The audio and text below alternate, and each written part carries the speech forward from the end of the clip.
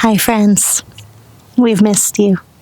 2025 was one for the books. Good things, bad things, lots of things somewhere in between. But we went to so many of our bucket list destinations. We did. Let's go backwards. November and December 2024. Where were we? We were in Henderson, Nevada, and we were gearing up to go to Baja. And we had a lot of cool brands working with us, and it was just a good time with like a lot of momentum. And then I woke up one morning and my eye just felt so itchy and scratchy. And then it turned really red, and we're like, oh man, I scratched my eye. We're in a very dusty place. This is okay, that happens. It kept going, kept hurting. Went to the doctor at Costco because it's the only doctor we could afford at the time. And the lady was like, oh yeah, this is not a scratch coronary. This is a thing called uveitis, and it is an autoimmune disease and response caused by lots of different things. But as someone who is uninsured, it is really hard to figure out what those things are. I also have like a complicated medical history because of all the travel and things I have done and been exposed to. So we're sitting in Nevada. Not too far from the U.S.-Mexico border. Yeah. And we were trying to do Vlogmas, which very quickly came to an end. We're like, you know what? Let's just send it.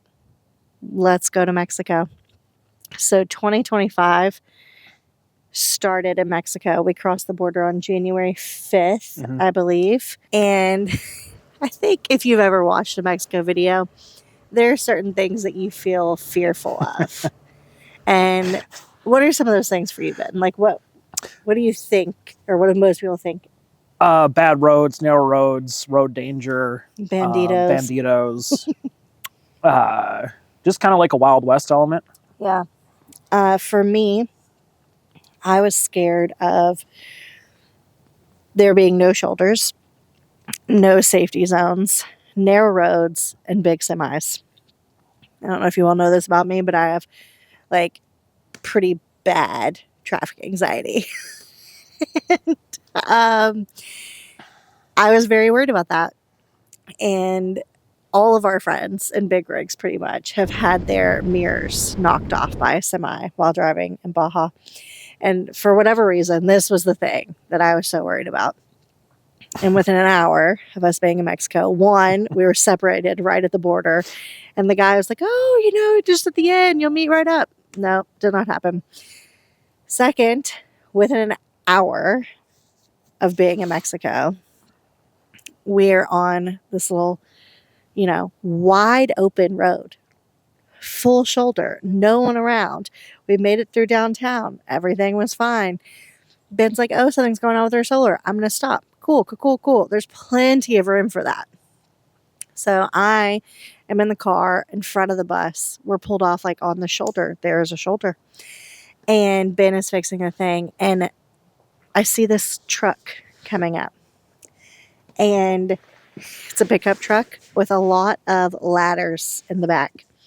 And the ladders are sort of stuck out like this. And I was like, oh no.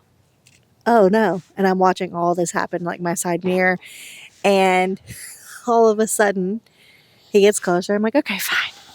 He swings way out into the oncoming traffic lane. Because like I said, no one around, wide road.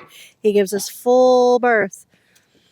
And then at the last minute, for whatever reason, he pulls back in. And I just see him at like 70 miles per hour joust his little ladders right into our side mirror on the driver's side. And it explodes. I mean, just glass joyfully being flung all over the interstate. And he just keeps driving. He drives about a mile up and fixes ladders, keeps on going as expected, honestly. I'm glad that we helped him fix his ladder so it didn't happen to anybody else. And luckily, we got really fortunate that it didn't really affect anything catastrophic on the bus. Like he could have hit our windows. He could have He messed could with have the taken body. out all of our windows. It was just a side mirror. So we felt pretty fortunate to get Yeah. out of the way so quick. We took a mirror, an extra mirror from one side and put it on the other. And it did like bend the frame where the mirrors hang. It's like we can't actually bolt that back into the bus anymore. There's one holding on for dear life. But yeah, all in all, I think it was the universe being like, here's what you're worried about. It happened in the first hour. Now you can not be worried about it. Everything's okay. It was our first souvenir in Mexico, so it worked out. And then when we got back on the road after I cleaned up the debris, the first song that started playing was Sail Away by Anya. I was just like, wow, that feels very poetic. So we sailed away. And that did not set an inauspicious tone for the rest of the trip. It was quite the opposite. We had an amazing time. We met up with some really good friends. Made some new friends that turned into like road family. Yeah, so our road family definitely expanded this year. I think the previous year, we had been in Oregon and really lacking community because we were on the road but not traveling as significantly for a while. And we were really lacking community, and 2025 was the year of community because we essentially started caravanning with 6-7 other rigs of all sizes, and it was a blast. A lot of them ended up leaving Baja before we did. I think we stayed the longest of our group, and we had honestly planned to stay until June, but the heat drove us out. Yep. We ended up crossing back from Baja. May 12th. What were some highlights of Baja? Saw our first whales. We went whale watching in finally. Cabo. That was incredible. And not only did we go whale watching for one tour, we saw whales regularly. Yeah. Just you go up to a beach and you see the whales in the distance breaching. And that just does it for me. I mean, this is not anything more special than that for me. And we already said about community, just being able to experience and just live out on the beach with your friends every day. Yeah. It's a blessing. You don't get to do that every day. Free beaches. I mean, a lot of us are working, so we were busy during the days sometimes, but we were living on the beaches. Yeah. With our friends, having dinners and movie nights. And kayaking, swimming, and snorkeling, going out to eat. It was just so good, and the pace of it was so nice. And as we sit here in Savannah, which is beautiful, much better than Illinois, and everyone's crossing back into Mexico, we have some serious fear of missing out. Serious FOMO. I mean, it's it does not make sense for us to go to Baja this year. But that fact makes us very sad. It is a next year plan. It is a next year plan. Okay. So, Baja. Amazing. Brings us to May. We did have some troubles with the vehicles. Ben was driving on a particularly bumpy road. And you all seen this. Back in Oregon, we were on our way to Northwest Nomads, and a section of our tailpipe disconnected because it's rusted. We fixed it in that video, and we had fixed it temporarily. And we had fixed it several times since then. But Ben was driving down a bumpy road, and we get to where we're going, and he's like, a section of our tailpipe is just gone. And I was like, oh, okay, I'll go find it. Brady didn't miss a beat. She's like, oh, don't worry, I'll get it. So just flipped the car around and came back with this big, probably this big of a section of tailpipe. It was just in the road. Just in the road. We found it. So we got that actually fixed. And we had some issues with the car. RIP. We did have to retire. Previously, she was known as Viola, the Land Cruiser. She ended up being called Patches because we just kept fixing her. Although we didn't really have any major issues throughout Baja, which was a blessing. It only really got really bad when we got back into the United States. Starting. But it was starting at that point. There was a screeching noise. Bad brake pads in the rear. So we got those fixed. That'd have been great if that's all it was, but Yeah, it just kept. one thing after another, older vehicles, lots of miles, it's going to happen. We put a lot of money to keep that car alive, and we probably should have let it go. We should have, but we loved her, so We did. you do Cheers what you to can for the Patches. things that you love. Okay, so we get back to the States, and we essentially go where? Straight to Utah. Utah, yeah, we cranked out a lot of mileage after crossing the border. We did a pit stop at Lake Mead for a bit. Yep. To sort of like get back into the swing of things in the U.S. We had to grab some stuff that we left in a storage locker, kind of reorganize our life. Get rid of all the sand. I think we're still sweeping out sand. That is the only downside to living in a vehicle on the beach. Honestly, not that big of a downside. It's fine. I had to give them something. Yeah. Okay. So we get to Utah. We go to Zion. Yep. First time seeing Zion National Park. Amazing. Please go if you haven't. And we were going to do the whole sort of like southern Utah shebang. Two things kept us from it. Patches the car. Patches the car was not playing nicely at this point.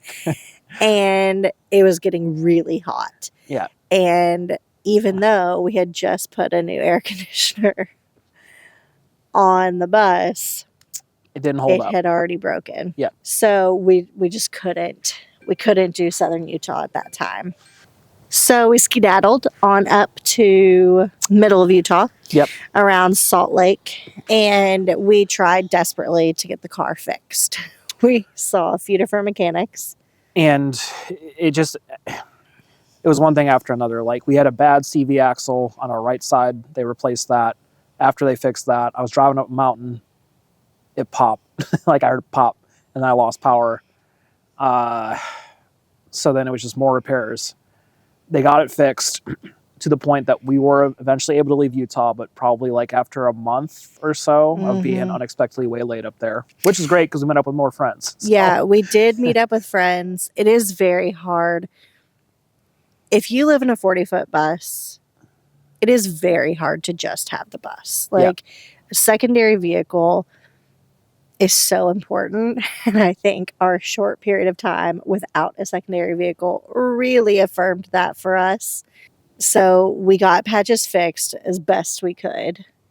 And then we went to Bear Lake, which is in northern Utah / Idaho. Very cool. Go. Please go. It is not like on the road to anywhere. Like, you're definitely making a trip to go to Bear Lake. But the lake itself is just pristine. It's a great place to swim, have a beach day, kayak, paddleboard. It's like fully day use. There's places around there you can camp. There's also lots of history in that area, weirdly enough. So if you're into that, go. And everything was fine. We had just gotten the car fixed, and we had just gone to town, and then we were trying to leave the day use only place. Brandy was at the threshold of like the parking lot where the road meets. And the car just stops, just powers down. And so we roll me back into this parking lot, and then we try to turn the car on again, and I start driving, and gasoline is just pouring out from underneath the car. And that is not an exaggeration. No. We had bust a fuel line. And so here we are in Mormonville on a weekend in a day use only parking area, and fuel is just gushing out of the car. And you know what? You will find help in places that you least expect, because we had a random fella and his girlfriend just come up, see that we were in trouble. Our battery was also an issue, so he was like trying to jumpstart us. We were trying to see what the issue was. He was offering us like water and beers and just like and whatever like they had needed. been out on the lake all day, you know, like this like, is not what they wanted to do at the end of their day. But they spent literal hours trying to help us out. Yeah. So we were marooned there for another day, but only a day, because we did have our e-bikes as an emergency backup. Thank you, electric bikes. Thank you, electric bikes. Highly recommend them. They are reliable. Several times this year. If you're looking for a good e-bike for Christmas, electric, go check them out. Electric.com, I believe. But I rode our electric e-bike into town, 5 miles, and got the parts I needed to patched the fuel line from an Ace Hardware 5 miles back in the e-bike, patched it outside the beach while people are enjoying their Sunday beach day. We fixed it. It held up. And then from that point on, we were just like, you know what? We got to scrap our plans. We cannot see all these national parks No, because the cars got issues. There was an emissions equipment on the bus back here. There was a part that I needed to replace that was giving us some intermittent issues. So we kept cleaning it, and it kept just gunking up with soot. So Ben is about to go into a work meeting, and he has put me on mechanic duty. I don't even know what this thing is called. I know it's a valve of some kind. What I really know is that the bus is protesting being back in the U.S. by giving us our very first check engine light in like over a year. The only thing I understand is that this helps the bus run better, and it's a valve and supposed to go back and forth, and there's a lot of soot buildup, and so it's not going back and forth. So I'm gonna fix it.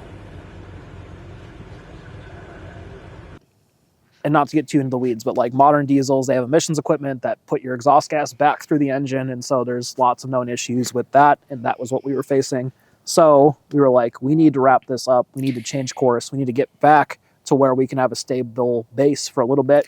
Because the original plan was to do Yellowstone, to do Montana. To enjoy the West and to see all the places we hadn't seen. Yeah, that was the original plan. And that was just not an option any longer. So that's what we did. We left Utah, went straight up into Wyoming and over, I think it's 80, Interstate 80. I think so. Which was like... Sorry, 90. 90. Yeah. Which was like the nicest, most relaxing interstate we've like ever been on. I think because I'm from Tennessee and we're often like doing Ben's family first and then my family and then heading out on adventures, we end up driving 40, which is a crazy commercial trucking route. I-40 is absolutely miserable and makes me want to die like the entire time I'm on it. This interstate, not that way. Up until you get to like greater Chicago area, it's perfect. Perfect. I mean, just beautiful and so peaceful. In Wyoming, South Dakota, I'm sure your winters are awful and we wouldn't want to be there, but man, gorgeous. You could tempt me with the summer house there because beautiful. Yep. We didn't do a whole lot of like sightseeing and stuff along that way. We had mentioned that we are currently trying to get residency in Florida. We also tried to do that along the way in South Dakota because previously it had been very nomad friendly for people living our kind of lifestyle. Mm-hmm. And we tried. We did. We did everything. We were in South Dakota. We had done the whole mailbox thing, talked to them. And then we just could not get insurance. This bus has been insured since the day we got it. Have we had any claims? No claims. We could not get insurance. And apparently the rules had shifted a couple weeks before we got there. Yeah. Like 6 weeks before we got there.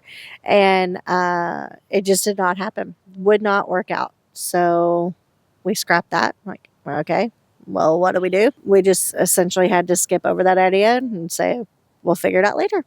Yep. So we made it to your parents' house, what? Late July, early August, I think. Northern Illinois. Got to see his family. Did some stuff there.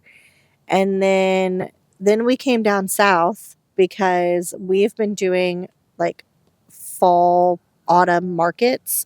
So I guess that was like late summer too. Yeah. Late summer throughout most of the fall, we've been doing markets. I don't know if you know this, but I make and sell leather goods and I make and sell photo magnets. And so here's our website here. And we have all of our products live. If you want to go shop, that would be a huge help to us. That's one of the ways that we are able to live this way and stay on the road. We did a lot of markets this season. We have not done markets in so long. And we did about 10 in about a 6-week period. Yeah, it was just like back to back to back markets, which was a big learning curve for us, but so nice that we could like take our home and be in the parking lot of the market and live there while also selling. And if it sounds like it's been a whirlwind up to this point in the story, it has been, because we were remiss in stating that we were also actively planning our wedding throughout this entire period. From the time that we were in Baja at the end of it, like May-ish, May 2025. So we decided we were getting married. And the plan was originally, that we were going to go to, like when we left Baja, we were going to go to Colorado and marry ourselves. Which you can do. No witnesses required. You can just pop off in Colorado. Your dog could be a witness if you want them to, but you don't even have to have that. Mr. and Mrs., Mrs. and Mrs., Mr. and Mr., whatever. Yeah. We could be whatever we wanted to be in Colorado. So that was the original plan. All things considered, lots of people in our family did not love that idea. And that's fine. They've been loving and supporting us for the past 10 years as we've loved and supported each other. And it only makes sense that our families be there to celebrate. However, finding a wedding venue at the last minute is difficult, because we were trying to do it with like 2 or 3 months lead time, and lots of people are doing like 2 years lead time. So we found a place in June or July. We found a place in Southern Illinois to get married. So after all of our fall markets and after my birthday on the 10th, we went and we got married on October 25th in the town of Carbondale, Illinois. And it was such a cute, perfect for us wedding.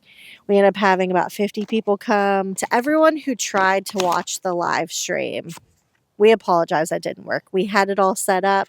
We've never done a live stream before. We were doing it ourselves on our wedding day. Ben was running around trying to make this happen. Like, valiant efforts were made for the live stream to work. And our Achilles heel was the copyrighted music that we tried to play for our entrance song. Other than that, we would have been golden. But as people walked into the wedding, we had a playlist playing, not even thinking about it. And YouTube flagged it as a copyright infringement. It stinks, but it happened. That being said, we did get some basic recording. We were also the videographers at our wedding.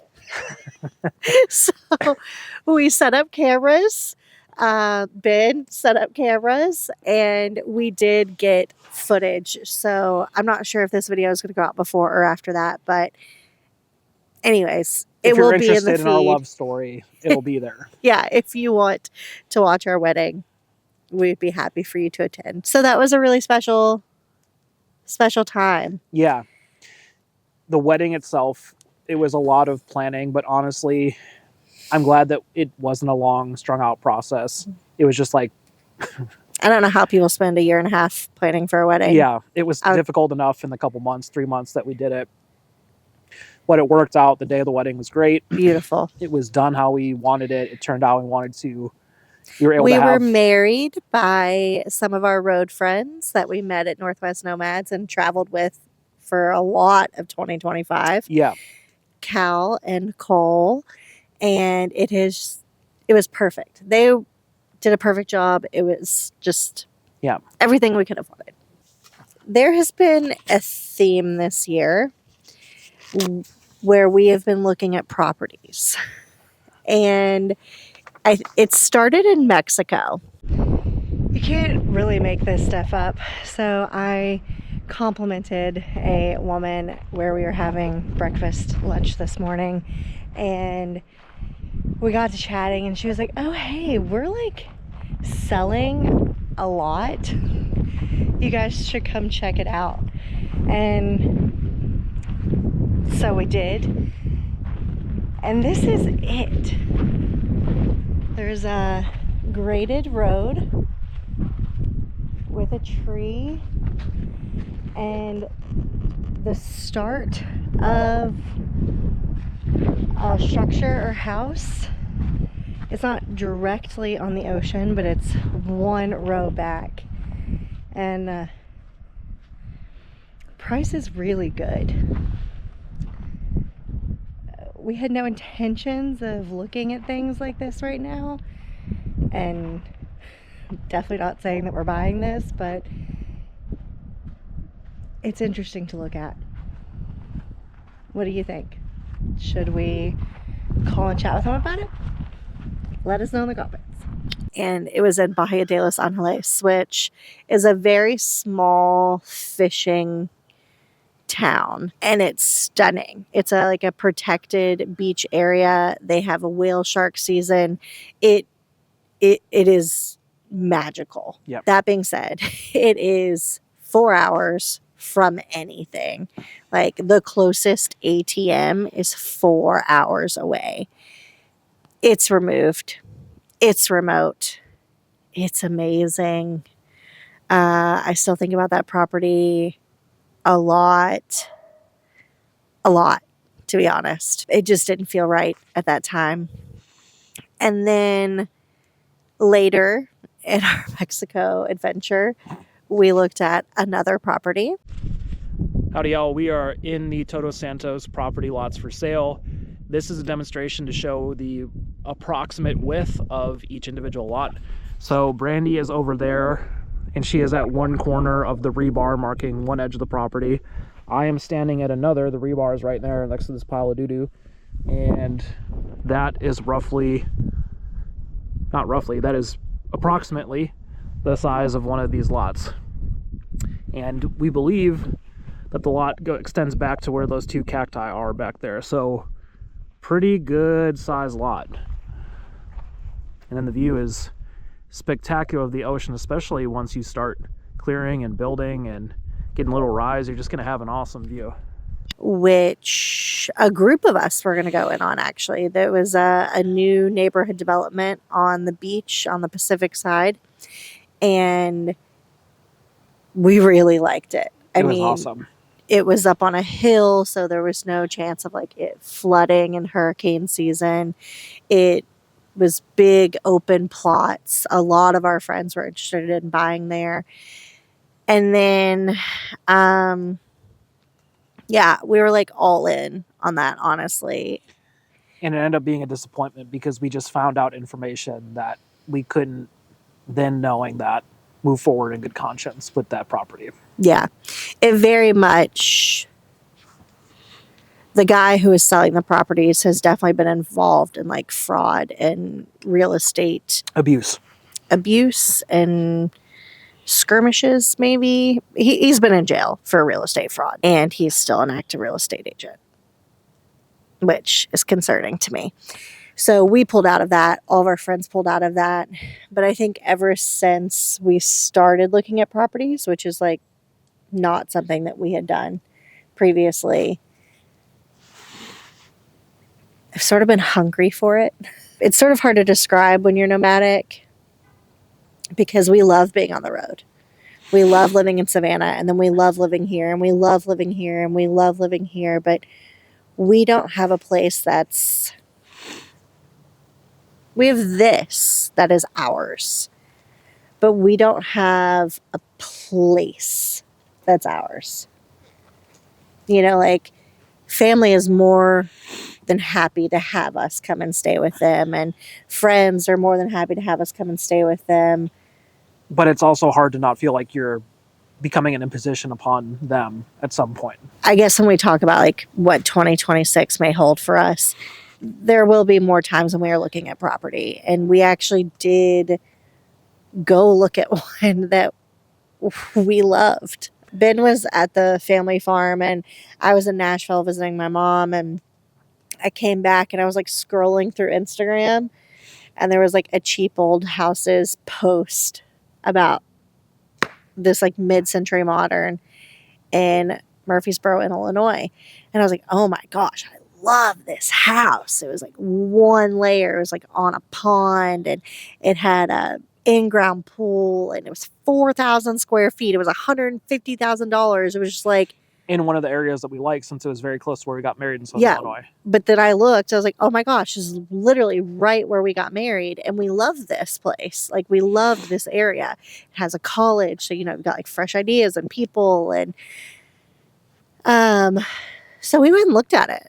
We like went and looked at a house, like a real house, like an actual house on it, not like a piece of land. And it's in a neighborhood. Weird. And we loved it. Mm-hmm. Like, really loved it for all the reasons I've already mentioned. But then the property taxes are like $16,000 a year. Let me repeat that. The $150,000 house has annual property taxes of $16,000 a year. And there are discounts that bring it down to about $10,000 a year. Mm-hmm. But even then, if you stay in that house for 10 years, you are paying for the house again. You are rebuying the house, which is your property taxes. That doesn't even include like your mortgage and yeah. So it very quickly became it became a non-option. Much like the property we spoke about in Mexico, it just didn't feel right. But it did at first. Yeah. Like, it felt right because it was perfect and there was a lot of work to be done, and it gave us a place to be and create, but it's sort of like in the middle of the country, so we can go west, we can go north, south, east. Like, it gave us a lot of options. Yeah. But then was just unattainable at this point. Yeah, and I think what we've talked about so far is like we have been traveling a lot of places in 2025, but we've also had a lot of like internal discussion, movement, like about where we want to be in a year from now and 5 years from now. What's next? And so we've been looking at houses and properties everywhere. Mexico, US. Brandy's even had the idea to look at boats to potentially do the Great Loop, which, if you're not familiar, the Great Loop is a 6,000 nautical mile circle, a loop, in the eastern United States in intercoastal waterways, going from the Great Lakes to the Gulf of Mexico to the other side of Florida. And that's how we spent our honeymoon. We went and looked at a lot of boats. Yeah. And honestly, we love them. Yeah. Like, there are some houseboats, and this feels like such a hack. Like, if you're living in a city on the water, or you want to live in a city on the water, but you can't afford insane housing prices, look at a boat. Look at a boat and look at a boat slip, because we were looking at like nice houseboats that are older, but in the range of like $35,000 to $50,000. And then boat slips can be, $300 to $500 a month. And you can live where you want. 2025 was really like... We accomplished a lot of goals that we just needed to do. Yeah. Yeah, and things that we've been looking forward to for years. Yeah. I mean, Baja was a dream before we ever bought the bus. And that happened this year, in a year that was like really crazy. We got married this year. Like, we made so many good friends and like long-lasting relationships that are important to us, which is something that we had desperately craved for literal years while we were building this thing. Mm-hmm. And that's not to be understated, like how important that is to us. Yeah. So while we didn't get out like the content exactly that we wanted, or we didn't show up in some of those ways, we really showed up for ourselves in lots of other ways, which is nice to reflect on. So thank you for helping us do that reflection. And I hope that you're sinking in to winter. I hope that you're giving yourself a period of rest in a season commercially that really doesn't want you to rest. And I'm also legitimately curious, like, what are you trying to do in the new year? And I'm not saying it because it's the new year, like, the calendar date doesn't matter. You can start building your dreams at any time, but, like, what are you working towards? What do you want to do? I'd love to hear your dreams, because I think it's inspiring to hear what other people are doing as a reflection of, like, oh, wow, that's amazing. And just to realize that we all have the capacity to build the lives that we want. So share. I'd love to hear it in the comments. Yeah, seriously. And, like, let us cheer you on, because I think this year we were just reminded about how important and impactful community is. Not that we didn't already know, but... It's very easy to feel like you're alone. Yeah. And you're not. And you're not. So thank you for being here. Thank you for helping us feel less alone. And yeah, we'll see you later.